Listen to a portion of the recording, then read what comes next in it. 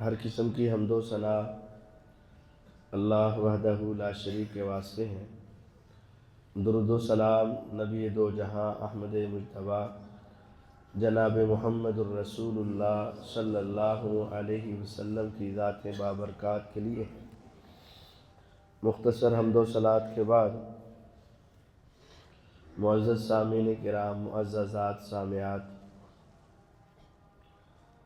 اللہ رب العزت نے انسانیت کو زندگی گزارنے کے طریقے بتانے کے لیے جناب محمد الرسول اللہ صلی اللہ علیہ وسلم کو مبعوث کیا۔ آپ نے انسانوں کو اللہ تعالیٰ کے حقوق بھی بتائے اور انسانوں کے حقوق بھی سمجھائے۔ آپ نے انسان کو اپنے معاشرے، خاندان، گھر اور قوم کے سارے حقوق سمجھائے ہیں۔ انہیں حقوق میں سے کچھ ذمہ داریاں وہ ہیں جو انسان پر اس وقت عائد ہوتی ہیں جب انسان نکاح کے بندھن میں بن جاتا ہے۔ نکاح کے بعد مرد اور عورت پر کچھ اضافی ذمہ داریاں عائد ہوتی ہیں جو نکاح سے پہلے اس کے اوپر نہیں تھی، یعنی خاوند اور بیوی کے ایک دوسرے کے ذمے حقوق ہیں۔ رسول اللہ صلی اللہ علیہ وسلم کے پاس ایک صحابی آئے اور آ کر کہا، اے اللہ کے حبیب علیہ السلام، ما حق زوجتی احدنا علیہ، کہ میری بیوی کے میرے ذمے کیا حق ہے؟ تو آپ نے اسے 5 باتیں بتائی ہیں، 5 باتیں سمجھائی ہیں کہ عورت کو جب تم شادی کر کے اپنے گھر میں لے آتے ہو، اس کے بعد تمہارے ذمے اس کا خیال رکھنا کس انداز میں ضروری ہے۔ آپ نے فرمایا، ان تطعمھا اذا طعمت، جب تم کھاؤ تو اسے کھلاؤ۔ نکاح کے بعد عورت کے کھانے کی ساری ذمہ داری خاوند کے اوپر چلی جاتی۔ جب وہ بیٹی پیدا ہوئی، پیدائش سے لے کر نکاح تک اس کی ساری ذمہ داریاں اس کے والدین کے ذمے تھی، لیکن نکاح کے بعد وہ ساری ذمہ داریاں خاوند کے اوپر چلی گئیں۔ یہ اسلام نے عورت کو مقام دیا ہے، اور یہ اسلام نے عورت کو احترام دیا ہے کہ تیرا کام گھر کو سنبھالنا ہے اور تیرے سارے اخراجات اٹھانا کبھی تیرے والدین اور کبھی تیرا خاوند ہوگا۔ نکاح کے بعد عورت کا کمائی کے لیے نکلنا بغیر مجبوری کے یہ درست نہیں ہے۔ ہاں، کوئی مجبوری ہو جائے، شرعی حدود و قیود میں رہ کر عورت کمائی کے لیے جا سکتی ہے، ٹیچر لگ سکتی ہے، پڑھا سکتی ہے، دوسرے کام کر سکتی ہے، لیکن نکاح کے بعد کھانے کی ذمہ داری چونکہ خاوند کے اوپر ہے، اب عورت کو چاہیے کہ اپنے گھر کو سنبھالے اور وہ کمائی کی طرف توجہ چھوڑ دے۔ آپ نے فرمایا، ان تطعمھا اذا طعمت، کھاؤ تو اسے کھلاؤ۔ اب مرد کی یہ ذمہ داری ہے کہ وہ رزق حلال کمائے۔ آوارہ پھرنا، وقت ضائع کرنا، ادھر ادھر بیٹھ کر اپنی زندگی کو برباد کرنا اور گھر میں لڑائی جھگڑے کا ماحول پیدا کرنا، یہ انسان کے لیے گناہ ہے۔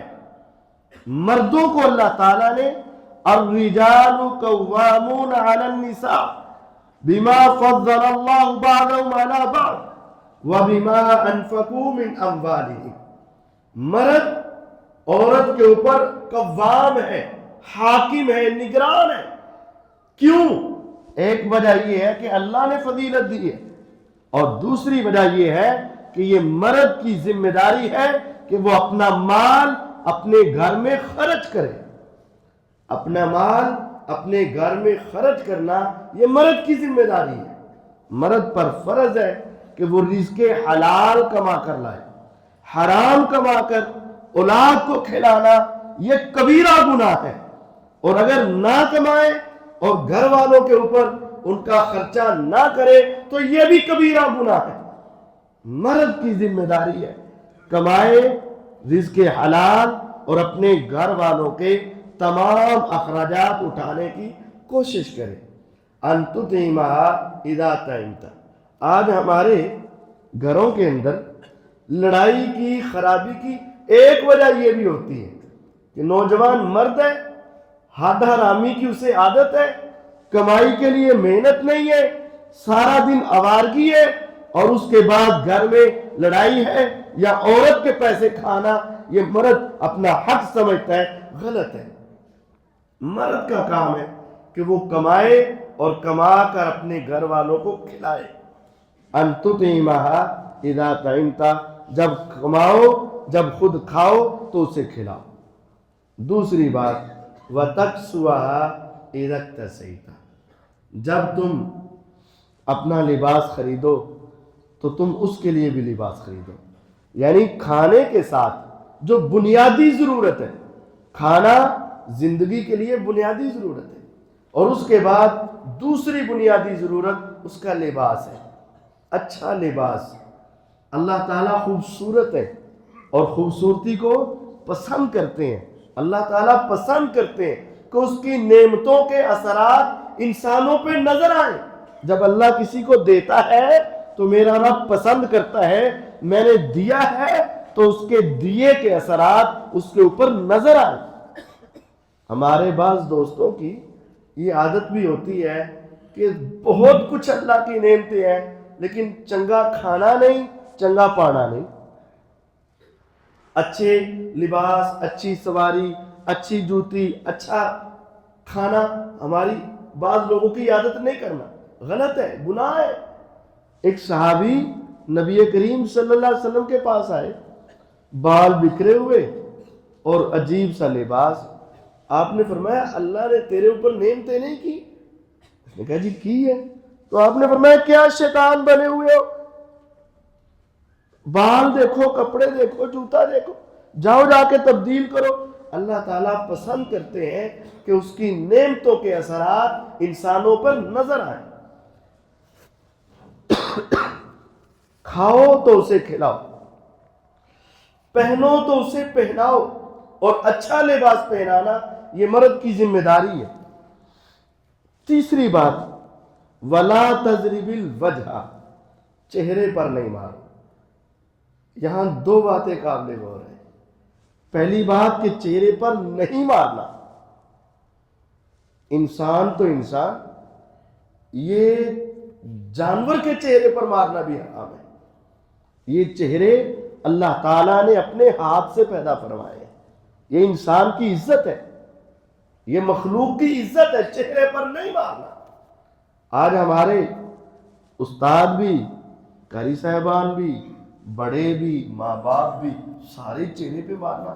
تھپڑ مارتے تو کہاں، پہلی کوشش یہ ہے کہ چہرے پر مارا جائے۔ خاوند کو سپیشل روکا کہ چہرے پر نہیں مارنا۔ یہاں سے یہ بات بھی آپ ذہن میں رکھیں، یہ جو ہمارے ہاں لڑائیاں ہوتی ہیں، کشتیاں ہوتی ہیں، دوسری چیز ریسلنگ ہوتی ہے، اور چہرے پہ مارنا، باکسنگ ہوتی ہے، یہ حرام ہے، کبیرہ گناہ ہے۔ چہرے پر مارنا کبیرہ گناہ ہے۔ لیکن یہاں ایک بات سمجھ آتی ہے، اللہ تعالیٰ نے، نبی علیہ السلام نے چہرے پر مارنے سے منع کیا۔ اس کا مطلب کیا ہے کہ اگر عورت حد سے بڑھ رہی ہو تو چہرے پر تو نہیں مارنا، لیکن اس کو ایک دو ضربیں لگائی جا سکتی ہیں۔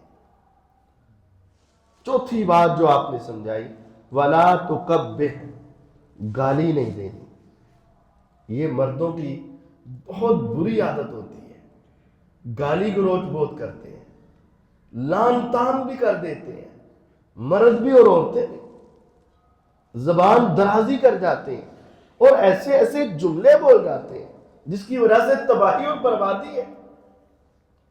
کھاؤ تو اسے کھلاؤ، پہنو تو اسے پہناؤ، چہرے پر نہیں مارو اور اسے گالی گلوچ نہیں کرو، یہ مرد کو سمجھایا گیا۔ اور پانچویں بات، وَلَا تَهْجُرْهُ إِلَّا فِي الْبَيْتِ، اللہ نہ کرے کبھی ناراضگی ہو تو اسے اپنے گھر سے نہ نکالو۔ شاید یہ ہے وہ نکتہ جو میں نے اس دن بھی سمجھایا اور بہت ساری جگہ سے مجھے بار بار یہ کہا گیا کہ یہ بات یہاں بھی سمجھائے، اسی وجہ سے میں نے یہ خطبے کا عنوان پھر یہی رکھا۔ یہ بات، یہ مسئلہ سمجھ لیں، وَلَا تَهْجُرْهُ إِلَّا فِي الْبَيْتِ، یہ حدیث ہے، اور میں اور آپ شاید زندگی میں ہم نے کبھی ایسا دیکھا ہی نہیں ہے۔ حدیث ہے، اگر مرد عورت کی ناراضگی ہو جائے، عورت کو گھر سے نہیں نکالنا، نہ لے کر جانا ہے نہ نکالنا ہے۔ یہ بھائی بھی ہیں، باپ بھی ہیں، خاوند بھی ہیں، سبھی موجود ہیں، یہ مسئلہ سمجھ لیں۔ قرآن کہتا ہے اگر مرد عورت کو طلاق بھی دے دے تو عورت کا رہائش کا خرچہ، کھانے کی ذمہ داری، لباس کی ذمہ داری تب بھی مرد کے اوپر ہے۔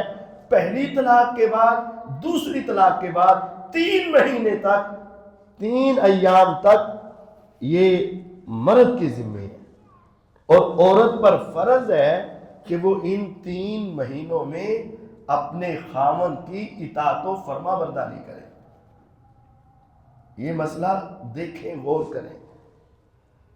ہمارے ہاں آج کل شرع طلاق اس قدر بڑھ چکی ہے، ہم نے اپنے علاقے کا سروے کیا، 1 مہینے میں ہمارے اس یونین کونسلوں کے اندر 4000 طلاقیں ہوئی ہیں۔ 1 مہینے میں 4000 طلاقیں 1 مہینے کی ہے۔ اور اس کی وجہ کیا ہے؟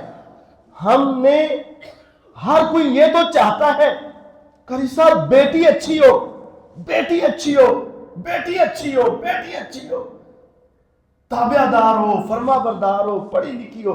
کبھی اپنا بھی تو سوچو نا، بیٹا بھی تو اچھا ہو، اپنا بھی تو بیٹا اچھا ہو نا۔ ہم یہ چاہتے ہیں ہمارا داماد ایسا ہو، کبھی تم بھی تو ایسے داماد بنو نا۔ ہم یہ جب لاتے ہیں تو ہمیں بیٹی اچھی چاہیے، اور جب ہم نے بھیجنا ہے تو ہمیں بیٹا اچھا چاہیے۔ ہمیں بس یہی سوچ ہے کہ جو ہماری طلب ہے وہ اچھی ہو۔ اللہ کے بندو، اپنے گھروں کے اندر بیٹے ہیں تو اس کی بھی تربیت کرو، بیٹی ہے اس کی بھی تربیت کرو، اور اپنے گھر کے اندر امن کا ماحول پیدا کرو۔ اور ایک یہ نکتہ، بہت بڑا نکتہ ہے جو محمد الرسول اللہ صلی اللہ علیہ وسلم نے سمجھایا ہے، وَلَا تَهْجُرْهُ إِلَّا فِي الْبَيْتِ۔ شریعت نے، قرآن مجید نے ناراضگی کے بعد جو باتیں بتائی ہیں نا، ان کے اوپر غور کریں۔ فوراً ہمارے ہاں پہلا جملہ ہی ہوتا ہے کہ بس اس کو چھوڑ دو، طلاق دے دو، تمہارے پاس تو اور عورتیں بھی بڑی ہیں، ہمیں اس کی کوئی زیادہ ضرورت ہے، ہمیں اس کے بغیر بھی ہمارا گزارا ہو جاتا ہے۔ نہیں، قرآن مجید فرقان حمید یہ کہتا ہے اگر تمہاری آپس کے اندر ناراضگی ہو رہی ہے، اگر تمہارا معاملہ درست نہیں چل رہا، تو تم ان سے اول مرحلے میں بستر الگ کر لو، گھر سے نہیں نکالو۔ مرد اور عورت اپنا بستر الگ کر لیں۔ واللاتی تخافون نشوزہن فعظوہن، پہلا سٹیپ، یہ بات بڑی قابل غور ہے۔ یہ 5واں پارہ سورۃ النساء اور آیت نمبر ہے 35۔ یہ سٹیپ سمجھیں۔ واللاتی تخافون نشوزہن، اگر عورت سے تمہارا کوئی مسئلہ چل رہا ہے تو سب سے پہلا سٹیپ کیا ہے؟ فَعِظُوهُنَّ، ان کو سمجھاؤ، نصیحت کرو۔ اب ہمارے ہاں نصیحت کا انداز کیا ہے؟ سسر صاحب بیٹھ جائیں گے اور وہ سارے گھر کو بٹھا لیں گے اور اس بیچاری کو بھی لے آئیں گے مجرم کی طرح اور سب کے سامنے بٹھا کر ذلیل کریں گے۔ ایک طرف سے سسر کی جب بس ہوگی، اس کے بعد ساس صاحبہ شروع ہو جائے گی، اور اس کے بعد جو ہے نند صاحبہ شروع ہو جائیں گی، پھر اس کے بعد دورانی اور جٹھانی شروع ہو جائیں گی، اور اس کے بعد کہا جائے گا ختم، آج کے بعد اگر تو نے کوئی بات کی تو پھر تیری خیر نہیں ہے۔ وہ بیچاری کیا کرے گی؟ یہ بات سمجھ لے سسر، یہ سسر کی ذمہ داری نہیں ہے کہ وہ اپنی بہو کو بٹھا کر اپنے گھر کے سارے مسئلے سمجھائے۔ سسر کی ذمہ داری نہیں ہے۔ جب ساس اور سسر اور دیورانیاں اور جٹھانیاں اور جب نندے گھر کے اندر ٹانگ اڑاتی ہیں، حکومت کرتی ہیں، تب گھر برباد ہوتے ہیں۔ اور مرد کو بھی چاہیے کہ یہ کام اپنے ذمہ داری رکھے۔ فَعِظُوهُنَّ، اے مردو تم ان کو نصیحت کرو۔ لیکن نصیحت کیسے ہے؟ آج مرد بھی یہ ہے، وہ سمجھتا ہے کہ میں سمجھانے کا طریقہ کار یہ ہے کہ سب کے سامنے بیوی کو گالیاں دے دو، سب کے سامنے اس کی عزت کو خراب کر دو، اور اس کے ماں باپ کو بھی گالیاں دینی شروع کر دو، تب یہ گھر والے سمجھیں گے اے منڈا بڑا صحیح ہے۔ نہیں، نصیحت یہ ہے کہ تم اسے تنہائی میں نصیحت کرو، تم اسے اکیلی بٹھا کر گھر کے اپنے کمرے میں جا کر اسے سمجھاؤ، دوسروں کے سامنے نہ ڈانٹو۔ ہم خود اپنے آپ پر غور کریں، اگر میری بہن ایسی جگہ بھی شادی کر کے جائے کہ وہاں سسر بھی، ساس بھی، اور دیورانیاں بھی، جٹھانیاں بھی، نندے بھی ساری، اور سارے گھر کے چوک میں بٹھا کر اس کو ذلیل کر رہے ہو، تو کیا ہم اپنی بیٹی کے لیے یہ پسند کریں گے؟ نہیں پسند کرتے ہم۔ تو ہم کسی کے بیٹی کے ساتھ ایسا نہ کریں، سمجھائیں اسے، نصیحت کریں۔ فَعِظُوهُنَّ، ان کو نصیحت کرو، لیکن نصیحت تنہائی میں بٹھا کر کمرے میں لے جا کر اچھے طریقے سے سمجھانے کی کوشش کرو۔ وَاهْجُرُوهُنَّ فِي الْمَضَاجِعِ، دوسرا کام یہ ہے، اگر نہیں سمجھ آ رہی، عورت نہیں مانتے، وَاهْجُرُوهُنَّ فِي الْمَضَاجِعِ، ان کا اور اپنا بستر کمرے کے اندر ہی الگ کر لو، لیکن اسے گھر سے نہیں نکالو۔ تیسرا سٹیپ، اگر اسے پھر بھی سمجھ نہیں آئی اور وہ اپنی اکڑ سے باز نہیں آ رہی، وَضْرِبُوهُنَّ، قرآن ہے، وَضْرِبُوهُنَّ، تم اس کو 2-4 چپیٹیں لگا بھی سکتے ہو۔ ہاں، ایسا نہیں مارو کہ ہڈیاں توڑ دو، سر پھاڑ دو، یہ نہیں کہہ رہا میں، لیکن 1-2 ضربے لگا سکتے ہو۔ فَإِنْ أَطَعْنَكُمْ، اگر تو یہ 3 سٹیپ کرنے کے بعد وہ تمہاری بات ماننا شروع ہو جائے، فَلَا تَبْغُوا عَلَيْهِنَّ سَبِيلًا، تو تم اس کے خلاف کوئی ایکشن نہ لو۔ لیکن اگر 3 طریقوں سے بھی معاملہ درست نہیں ہو رہا، وَإِنْ خِفْتُمْ شِقَاقَ بَيْنِهِمَا فَابْعَثُوا حَكَمًا مِّنْ أَهْلِهِ وَحَكَمًا مِّنْ أَهْلِهَا، تو پھر تم اپنے گھر والوں میں سے ایک بڑا اور اس کے گھر والوں میں سے ایک بڑا بٹھا کر ان کے معاملات ایک دوسرے کو سنانے کی کوشش کرو۔ لیکن اگر یہ بھی معاملہ درست نہ ہو، یہ چوتھا سٹیپ ہے کہ افراد بٹھا کر سمجھانے کی کوشش کرو، ایسا بھی درست نہ ہو تو شریعت کہتی ہے کہ 5واں یہ حل ہے کہ تم طلاق دو، لیکن اسے اپنے گھر سے نہیں نکالو۔ طلاق کے بعد بھی عورت اسی گھر، اسی کمرے، اسی جگہ پہ رہے گی، پورا مہینہ وہاں گزارے گی، اگلا مہینہ بھی گزارے گی، اگلا مہینہ بھی گزارے گی، 3 مہینے تک عورت اس خاوند کی تابع داری کرے، روٹی پکا کر دے، کپڑے استری کر کے دے، جوتا پالش کر کے دے، ساری ضروریات پوری کرے، اور مرد اپنا خرچہ اس کے اوپر اسی طرح کرتا رہے۔ اگر یہ کام کر لیں اور 3 مہینے کے بعد بھی ان کی صلح نہ ہو تو پھر یہ جدائی ہے، اور یہ پھر اپنے گھر جا سکتی ہے۔ اس سے پہلے ماں باپ کا اپنے گھر لے کر آنا، بہن بھائیوں کا غصے میں لے کر آنا یا اس کا نکال دینا، یہ شریعت کی مخالفت ہے، جو کہ بہت بڑا گناہ ہے۔ کیا ہم نے ایسا کوئی گھر دیکھا ہے؟ کبھی ایسا دیکھا ہے کہ ایک طلاق بھی ہو جائے، عورت وہیں رہی ہو، دوسری بھی ہو جائے عورت وہیں رہ رہی ہو، تیسری ہو تو لے کر آئے، ایسا میں نے تو نہیں دیکھا۔ شریعت یہ کہہ رہی ہے ہمیں اپنے گھروں کو بربادی سے بچانا ہے۔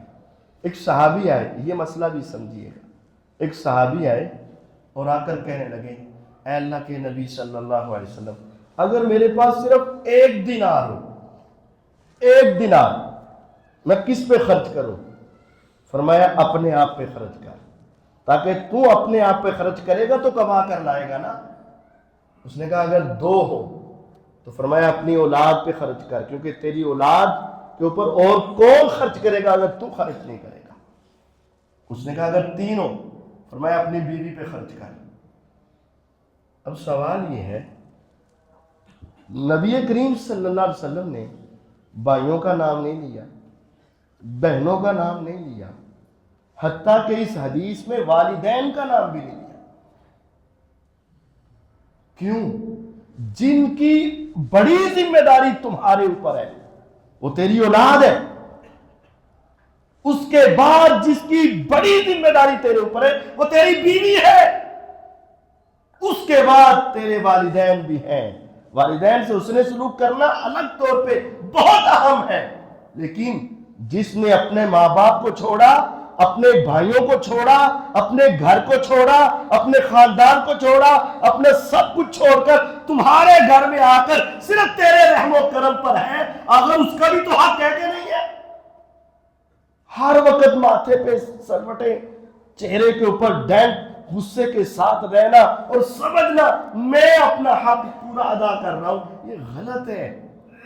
نبی کریم صلی اللہ علیہ وسلم سے بڑھ کر سنجیدہ انسان کوئی نہیں تھا، لیکن آپ اپنے گھر والوں کے ساتھ ایسے ہو جاتے جیسے آپ بچے ہیں۔ آپ سے سنجیدہ انسان کوئی نہیں تھا، لیکن آپ اپنے گھر والوں کے ساتھ ایسے مذاق کرتے جیسے آپ بچے ہیں۔ آپ نے اپنے ازواج مطہرات کے ساتھ دل لگی کے کئی معاملات کیے، اور آپ نے تو سیدہ عائشہ رضی اللہ عنہ کو کھلونے لے کر دیے ہوئے ہیں، کھلونے لے کر دیے ٹوائز، اور ان میں ایک ایسا کھلونا بھی ہے جو گھوڑا ہے اور اس کے پر ہیں۔ تو پھر نبی علیہ الصلوۃ والسلام ایک مرتبہ ان سے پوچھتے ہیں عائشہ گھوڑا تو دوڑتا ہے، پر کہاں سے آ گئے؟ تو وہ کہتے ہیں حضور جنت میں گھوڑے نے اڑنا نہیں ہے، تو یہ جنتی گھوڑے ہیں ہمارے۔ یعنی حضور علیہ الصلوۃ والسلام اپنے گھر والوں کا بہت خیال رکھتے ہیں۔ وہ واقعات بھی میں نے آپ کے سامنے بھی پہلے رکھے ہو کہ حضور علیہ الصلوۃ والسلام سفر پہ جاتے ہیں تو آپ اپنے گھر والوں میں سے سب کو تو نہیں لے کے جا سکتے، لیکن آپ قرآن اندازی کرتے ہیں، اور قرآن اندازی کرنے میں آپ جس بیوی کا نام نکلتا ہے اس کو ساتھ لے کر جاتے ہیں۔ یہاں سے کیا بات ہے؟ جہاد کے لیے جا رہے ہیں، آپ ساتھ لے کر جا رہے ہیں، جہاد کے لیے جا رہے ہیں، بیوی ساتھ جا رہی ہے۔ کیا وجہ؟ ایک وجہ یہ ہے کہ آپ چاہتے ہیں کہ اپنے گھر والوں کو سیر و تفریح کروائیں، آپ اپنے گھر والوں کو سیر و تفریح کروائیں، تو جب آپ کے پاس استطاعت ہو تو آپ بھی کروا۔ شریعت نے جہاں پردے کی کئی پردے کی حدود قائم کی ہیں، دیور سے پردہ، جیٹ سے پردہ، کزنوں سے پردہ، فلاں سے پردہ، فلاں سے پردہ، کسی کے ساتھ نہیں، تو شریعت نے یہ بھی تو کہا ہے جو تیرا خاوند ہے اس کے ساتھ تو اپنی زندگی خوب انجوائے کر۔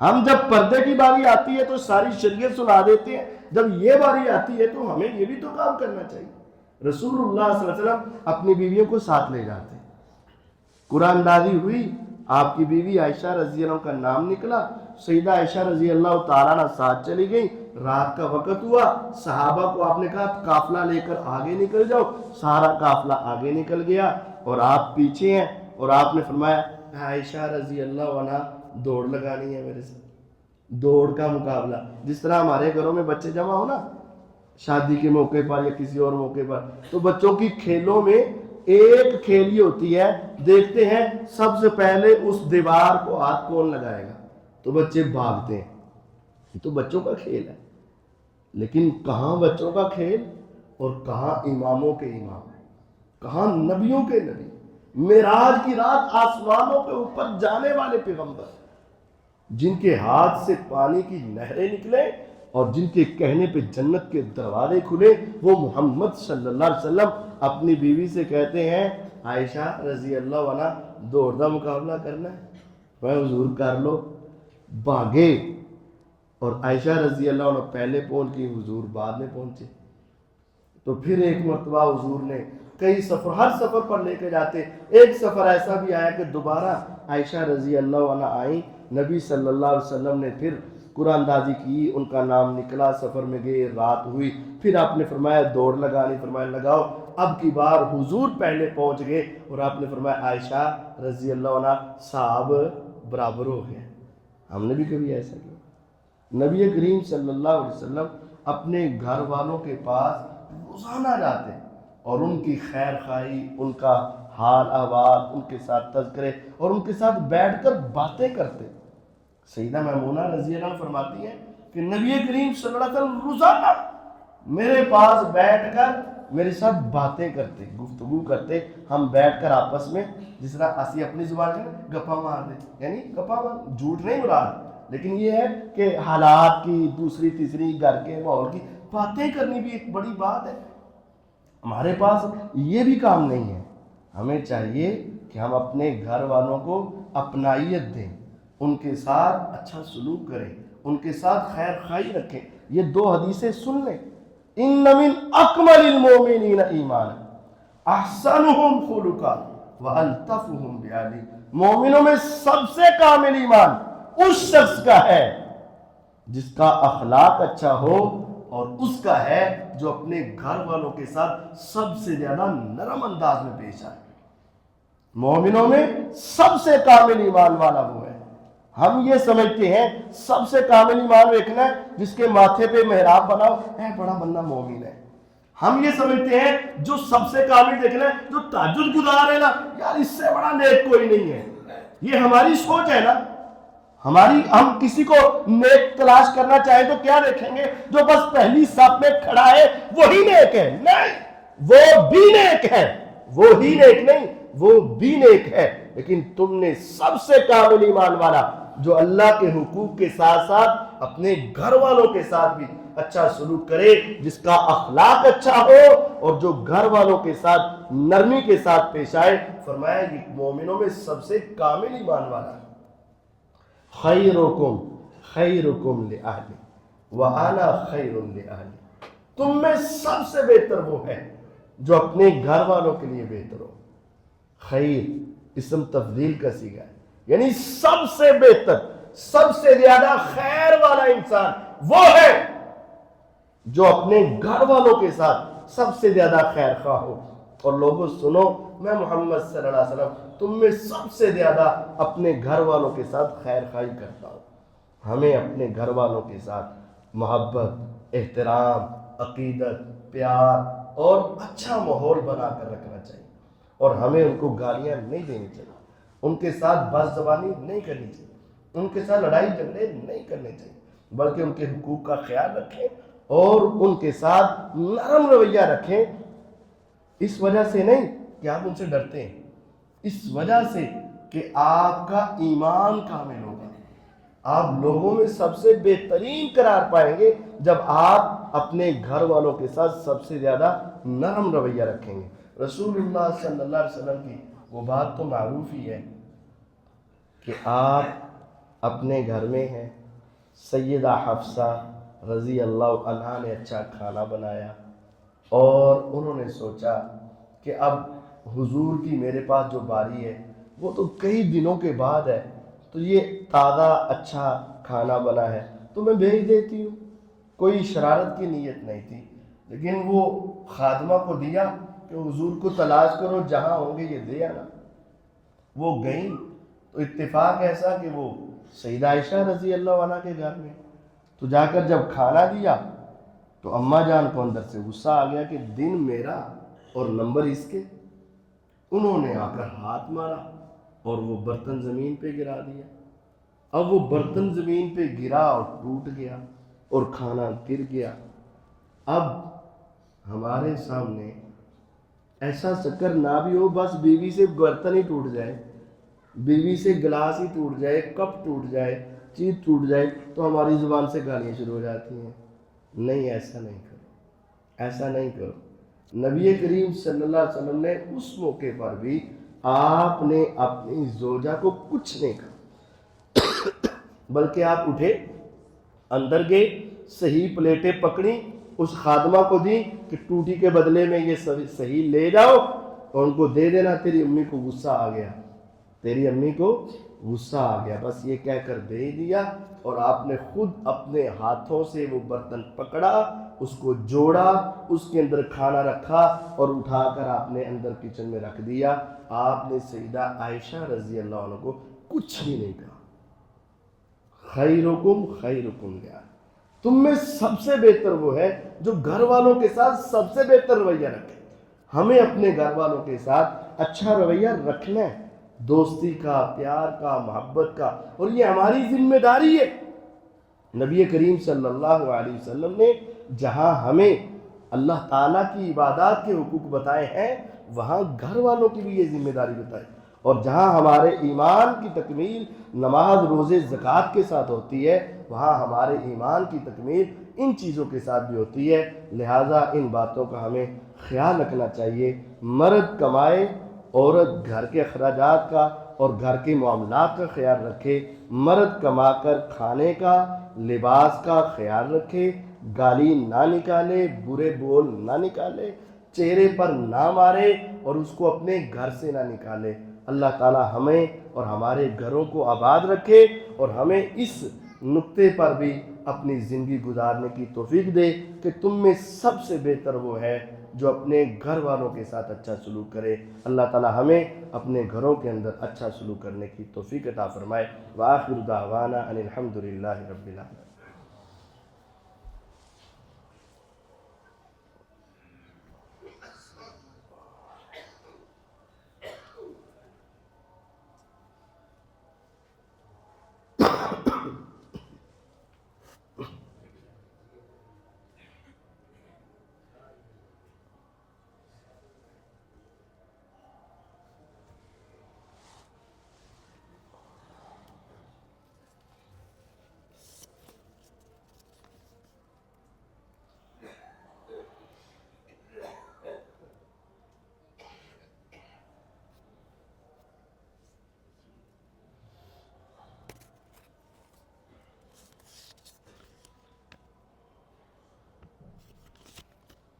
ان الحمد للہ نحمده ونستعینه ونستغفره ونعوذ باللہ من شرور انفسنا ومن سیئات اعمالنا، من يهده اللہ فلا مضل له ومن يضلل فلا هادی له، اشہد ان لا الہ الا اللہ وحدہ لا شریک له، واشہد ان محمدا عبدہ ورسولہ صلی اللہ علیہ وسلم۔ سوال ہے، نماز میں جمائی لینا درست ہے؟ جواب یہ ہے کہ جتنی کوشش ہو سکے اپنے آپ کو جمائی سے روکیں۔ عواصی جمائی جسے کہتے ہیں، یہ شیطان کی طرف سے ہے۔ آپ نے فرمایا کوشش کریں کہ منہ نہ کھولیں، زور سے بند کریں، اور اگر کھولنا ہی پڑ جائے تو پھر اپنا ہاتھ منہ کے آگے رکھیں اور آواز نہ نکالیں۔ جب انسان جمائی لیتا ہے اگر ہاتھ نہ رکھے اور آواز نکالے تو شیطان ہنستا ہے اور مذاق اڑاتا ہے۔ یہ تصاعب جمائی جو ہے یہ شیطان کی طرف سے ہوتی ہے، یہ سستی کی بھی علامت ہوتی ہے۔ تو یہ نماز ہو یا غیر نماز ہو، اس سے بچنے کی کوشش کریں۔ نفلی روزہ 8 پیرا رکھا جا سکتا ہے، نفلی روزہ 8 پیرا رکھا جا سکتا ہے، کوئی حرج نہیں۔ شرط یہ ہے کہ اگر آپ نے کچھ نہیں کھایا تو آپ نیت کر سکتے ہیں۔ فرضی روزے کے لیے فجر سے پہلے نیت ہونا ضروری ہے۔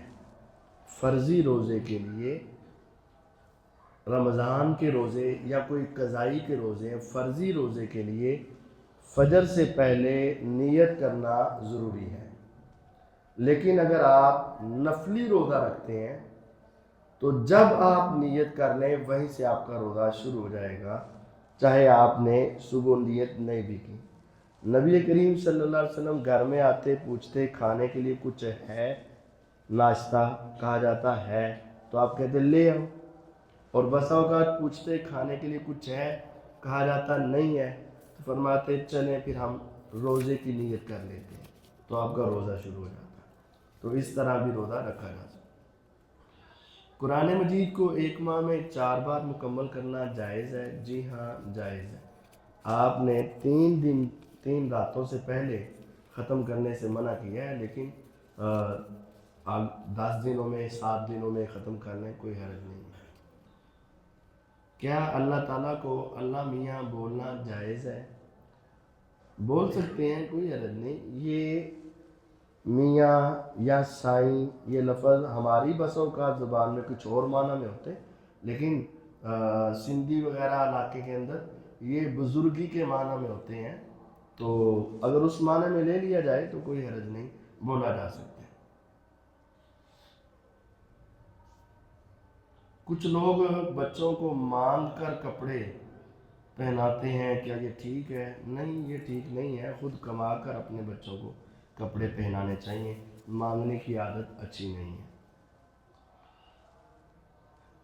آج کے جمعے کا خلاصہ یہ ہے کہ رسول اللہ صلی اللہ علیہ وسلم نے مرد اور عورت کو ایک دوسرے کے حقوق سمجھائے ہیں۔